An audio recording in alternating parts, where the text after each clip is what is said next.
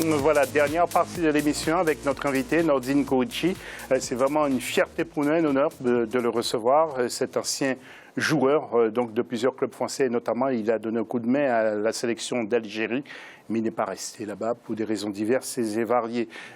Saïd Afizi, bonsoir Saïd. Bonsoir. Et Yacine également. La question de l'FC, est-ce qu'il faudrait plus de représentants africains au cours des prochains mondiaux? Vous n'hésitez pas, vous intervenez encore sur nos réseaux sociaux jusqu'à la fin de cette émission. L'Europe et ses joueurs d'origine africaine qui brillent, c'est le football international.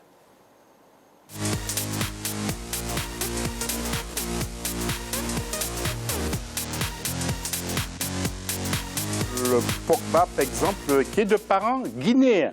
Il faut le noter, et donc indispensable pour l'équipe de France. Alors, Saïd, je sais que vous aimez des buts comme ça. Regardez ce qu'il a fait devant les Pays-Bas. Cette frappe, messieurs, c'est superbe, phénoménal.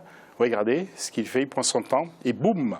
Donc, Saïd, quelle frappe. C'est but exceptionnel parce qu'en plus c'est un joueur qui est sous le feu des critiques en ce moment, qui traverse une passe assez difficile, que ce soit en équipe de France ou à Manchester United. Donc là, il répond à ses détracteurs, il prend ses responsabilités et donc c'est très très bien parce que c'était un match, c'est pas un match amical, hein, c'est un match capital pour les éliminatoires de la Coupe du Monde. Donc il a pris ses responsabilités, il a fait taire ses détracteurs. Donc j'espère que ça va lui donner un peu de confiance et le revoir au niveau qui était le sien à la Juventus de Turin. Yacine, c'est un garçon que vous appréciez. Est-ce qu'il est stable ou bien par moment, il a été plutôt dans le flou? Après, dans le football, il y a des gens, enfin, chacun il a son profil de joueur. Moi, je ne trouve pas exceptionnel. Voilà, donc après, chacun il a un style de footballeur. Voilà, donc il n'y a rien d'exceptionnel. Nordine, voilà. Heureusement que Yacine n'est pas l'entraîneur de l'équipe de France. Oui, sinon, il a raison. Remplaçant. Mais moi, je voudrais relever quelque chose qui m'interpelle au niveau de l'Afrique. Ça serait intéressant que l'Afrique, maintenant, commence à penser à ses enfants. Parce qu'à l'heure actuelle, l'Afrique génère beaucoup de joueurs professionnels africains qui jouent pour les sélections françaises. Et je pense que maintenant, l'Afrique, comme les grands pays, comme le Nigeria, le Ghana, l'Algérie, puissent former ses propres enfants pour servir leur pays. Voilà, donc tant qu'en Afrique, la formation ne sera pas au rendez-vous, les Africains, les meilleurs joueurs africains feront les bienfaits des équipes étrangères. Voilà, et justement, écoutez Pogba, qui parle de cette équipe de France et puis justement ses ambitions. Déjà la victoire, on est tous contents de la victoire. Après une très bonne première mi-temps. Je pense une bonne première mi-temps dans l'ensemble.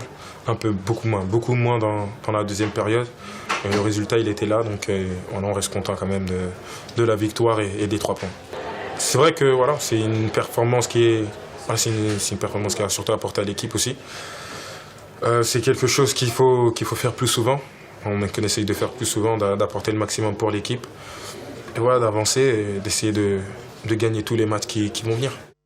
Voilà, et puis nous allons jeter un coup d'œil aussi dans le cadre de ce football international sur certains groupes, par exemple le groupe A, avec précisément l'équipe de France qui est leader, avec la Suède, 3e, les Pays-Bas, la France et la Suède qui sont bien partis. Nous allons enchaîner avec d'autres groupes de ce football européen, avec notamment le B, où la Suisse est devant le Portugal, donc vainqueur de la dernière édition de l'Euro en France face à l'équipe de France 1-0. Nous enchaînons avec d'autres groupes, le groupe C par exemple, l'Allemagne donc qui est largement favori de ce groupe. Nous allons enchaîner et vous voyez les prochains matchs justement avec le groupe G par exemple, où l'Espagne et l'Italie donc sont en duel. C'est un groupe difficile aussi, ce groupe, et on ne sait pas qui l'emportera, mais visiblement les deux favoris restent quand même l'Espagne et l'Italie. Et là, vous voyez le groupe H et la Belgique avec comme entraîneur adjoint Thierry Henry, avec la Grèce égalité de points, 9 donc pour ces deux formations. Je crois que c'est tout pour ce qui concerne le football européen. Alors, il y aura bien entendu la Ligue des Champions cette semaine. Vous suivez la Ligue des Champions, Nordine? Pas trop. Saïd, vous, oui, il y aura bien sûr Lyon, il y aura Monaco et il y aura le Paris Saint-Germain. Alors, du côté de Lyon, il y a un certain Ivoirien qui s'appelle Maxwell Cornet. Ouais. Du côté de du Paris Saint-Germain, je ne sais pas s'il y a des joueurs africains. C'est un piège. D'origine africaine, Serge Aurier. Mais oui, Serge Aurier. mais oui, c'est notre Ivoirien. Ouais. Ouais, et puis du côté de Monaco, Yacine, il y a beaucoup de joueurs d'origine africaine. Bah, il y a énormément de joueurs africains, pas uniquement à Monaco, hein. Ouais. Même à Paris, Matuidi est d'origine africaine. Mais oui, C'est mais- le meilleur joueur actuellement du Paris Saint-Germain. Donc aujourd'hui, enfin, on va revenir encore à cette situation de. L'Afrique mérite beaucoup plus d'équipes pour le mondial. Quand on voit tous ces joueurs africains qui animent toutes ces compétitions internationales, je pense tout à l'heure, je vais revenir encore, c'est juste une justice qu'on va rendre à ce continent. Et voilà, tout à fait. À Monaco, c'est Doussi, du Sénégal. Il y a Alamami Touré, qui est du Mali. Yohan Anzouana, qui est du Congo. Et puis, il y a deux joueurs marocains anciens, hein, Nabil Dia, L'un des joueurs et clés Tafsir de. Chef, qui est donc, non, qui est de la Guinée, lui. Et c'est Fadzi Awamar, qui est du Maroc. Oui, il y a aussi un petit joueur malien, là, Traoré, très bon joueur malien, qui avait Adama Traoré, qui avait explosé dans les compétitions jeunes avec son équipe et qui est un grand espoir, mais malheureusement qui a eu des blessures à répétition qui l'ont un peu freiné dans sa progression. Mais pour moi, c'est un vrai talent du football africain. Voilà, alors messieurs, il y avait aussi le plus grand tournoi mondial qui avait été organisé au Stade de France. Yacine a été sur place, mais Yacine n'a pas été pour voir le foot. Il avait été pour voir autre chose. Il avait été pour rencontrer des dirigeants, pour avoir des dirigeants du football à Yacine. Donc le Sénégal qui termine à la 8e place. Et justement, le Maroc. Pour le Sénégal, ils ont une très bonne équipe de jeunes. Oui, une excellente équipe. Le Maroc qui Aussi. finit 10e, la Tunisie 12e, l'Afrique du Sud 14e, 28e l'Algérie et 30e l'équipe. Alors Blaise Matuidi, vous avez évoqué son nom, Yacine, qui est d'origine africaine, donc de parents angolais et de RDC, l'ancien. Voilà. Alors, on lui a demandé de quoi êtes-vous plus fier dans votre parcours. Écoutez la réponse de Blaise Matuidi. De représenter la France, du sourire que cela procure à ma famille, de cette communion avec le public au dernier Euro, notamment ce fameux clapping à Marseille après la victoire sur l'Allemagne. On a désormais comme objectif de participer à la Coupe du Monde 2018 et de gagner un titre international. On est passé si près cet été.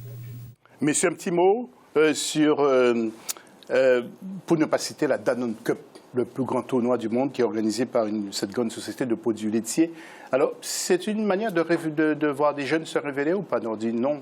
Bien sûr, 10 et 12 ans, c'est possible? Si, c'est une bonne chose, parce que déjà, ça va donner des bons souvenirs à ces gamins, parce que ces gamins ont 12 ans, donc déjà, c'est une grande aventure pour eux de participer, jouer dans les grands stades, comme le Stade de France.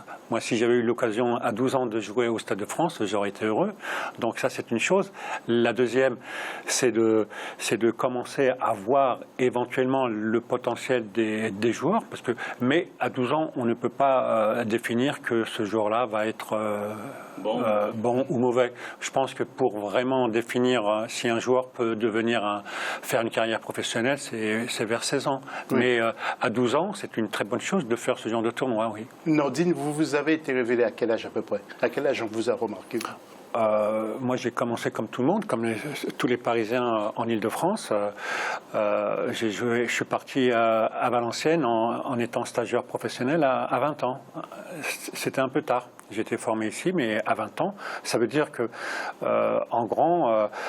les grands joueurs partent, bien sûr, de bonne heure, à une condition qu'ils aient une formation exceptionnelle. Et la France a les moyens de former, parce que regardez tous les championnats européens et français, il y a beaucoup d'enfants d'Afrique qui sont dans les sélections en France et dans les championnats européens aussi. Voilà, Nordine Kourichi. J'entendais parler de vous à la radio. Quel joueur vous avez été, c'est Nordine Kourichi. Très bon joueur. Saïd et Yacine, je voulais que vous nous disiez quelques mots sur ce tirage au sort de la CAN qui aura lieu au Gabon ce mercredi 19. Alors les chapeau 1, Gabon, Côte d'Ivoire, Ghana, Algérie, chapeau 2, Tunisie, Mali, Burkina Faso, RD Congo, chapeau 3, Cameroun, Sénégal, Maroc, Égypte, et Togo pour le chapeau 4, Ouganda, Zimbabwe, Guinée-Bissau, qui est une invitée surprise. Mais c'est un petit mot, que des grandes équipes, sauf peut-être Guinée-Bissau? Oui, que que des grandes équipes, tous les ténors quasiment sont là. On voit que même dans le chapeau 3, il y a des grosses équipes. Donc il va y avoir sûrement des groupes de la mort, il va y avoir sûrement des gros qui vont se rencontrer dès le premier tour de la compétition. Et ça ne va pas être facile du tout parce que toutes les équipes seront là à 100% et on va avoir, par rapport au chapeau là, on va avoir sûr et certain des grosses confrontations dès les premières journées. Yacine ? Il va falloir être prêt d'entrée. De toute façon, quand on arrive à une phase finale de Coupe d'Afrique, aujourd'hui, il n'y a plus de grosses ou de petites équipes. Quand on a vu l'année où la Zambie a gagné le titre, personne ne l'attendait. Aujourd'hui, on dit que l'invité surprise, c'est la Guinée-Bissau, mais la Guinée-Bissau a gagné son droit d'être présente à la phase finale sur le terrain. Donc, ils ont montré de quoi ils sont capables. Donc, aujourd'hui, on a la preuve. Regarde ce qu'a fait l'Ouganda contre le Ghana à domicile. Donc, aujourd'hui, en Afrique, on peut dire aussi qu'il n'y a plus de petites équipes. Et à ce niveau de la compétition, je pense que toutes les confrontations seront belles à voir. Vous avez joué combien de CAN, Nordi ? J'ai fait une CAN en tant que joueur en 84. Je crois que le match qui restera dans mes mémoires, c'est le match Algérie-Cameroun en 84 à Bouaké. Mais je voudrais revenir sur la CAN. J'ai fait des CAN, oui. J'ai fait aussi 3 Coupes du Monde. Et j'en parlais tout à l'heure avec Yacine. La Coupe d'Afrique des Nations, c'est ce qu'il y a de plus difficile. La CAN est plus difficile qu'un mondial. Puisque, suite à mon expérience, nous, l'Algérie, on a toujours prôné le beau football et tout ça. Et pour faire une CAN, c'est très difficile. J'ai eu la chance de faire la CAN 2013 là, en Afrique du Sud avec Vaïd. Et on n'a pas passé le premier tour avec une belle équipe algérienne qui joue au ballon et tout ça. L'handicap qu'il y a pour les équipes qui sont techniques, c'est qu'on a toujours affaire à des équipes qui sont dans l'agressivité, qui sont dans les duels, dans les combats physiques. Donc, pour gagner une CAN, il faut être très fort physiquement parce que ce n'est pas que la technique qui fait la différence. Voilà, bien, ce sera le mot de conclusion. Merci Nordi en tout cas. Et puis, concernant la question, le continent africain doit-il avoir plus de représentants pour la Coupe du Monde? Eh bien, nous avons eu beaucoup d'intervenants, comme d'habitude, et nous avons sélectionné 2 téléspectateurs. Eric Tangou qui nous dit que ce serait un défi pour les autres nations occidentales. Et puis il y a Chomgoué qui nous dit que si tous les pays en lice pouvaient être formidables, ce serait très très beau. Voilà donc pour l'essentiel de l'actualité sportive sur Africa 24. Restez nos fidèles pour l'FC. On se donne rendez-vous lundi prochain, même heure, pour une nouvelle édition. Merci à Nordine Korichi. Merci également à Saïda Fizi. Merci aussi à Yacine Bouali. Excellente soirée et restez avec nous dans quelques secondes, un nouveau journal.